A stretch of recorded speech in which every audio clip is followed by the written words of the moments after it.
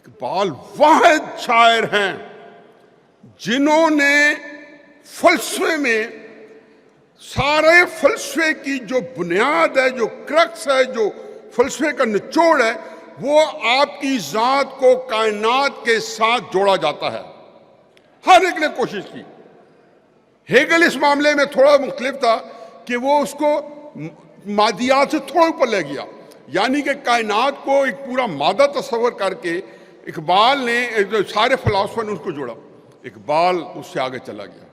اقبال نے ایک انسان کو زمان و مکان کے ساتھ، اللہ کی ذات کے ساتھ جوڑا۔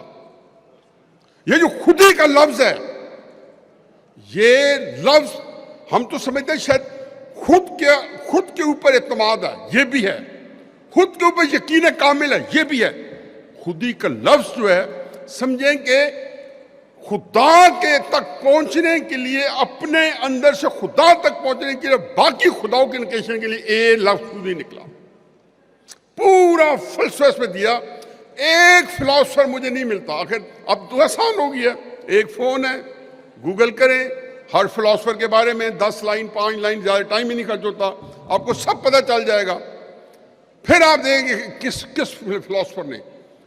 ہیگل پہنچا تھوڑا سا اوپر، اس نے کہا کہ ایک مادے سے زیادہ کوئی چیز ہے، ایک وجود ہے، لیکن جس طریقے توحید تک اقبال پہنچے، میں مخیر ہوں جو وہ کہتے ہیں نا کہ میں کیسے نہ مانوں کہ اللہ کی کتاب ہے، جبکہ میرا اپنا کلام جو ہے، جس کے شواہد ملتے ہیں، چاہے آپ کسی کو بھی لیں، روزگار فقیر پڑھ لیں، کوئی پڑھ لیں جو ان کے قریبی دوستوں کی ہے، وہ حالت اظہار بتاتے ہیں۔ بھوپال کے اندر ان کے واقعات پڑھ لیں کہ اقبال جو ہے نیند کے اندر جو ہے 500 شعر جو ہے یہ لکھے پڑے ہوتے تھے۔ ان کا ملازم بتاتا ہے کہ جب کلام تو رات ہوتا تو اتنا پسینہ نکلتا تھا کہ ایک پانی کی بالٹی بھری جا سکتی تھی۔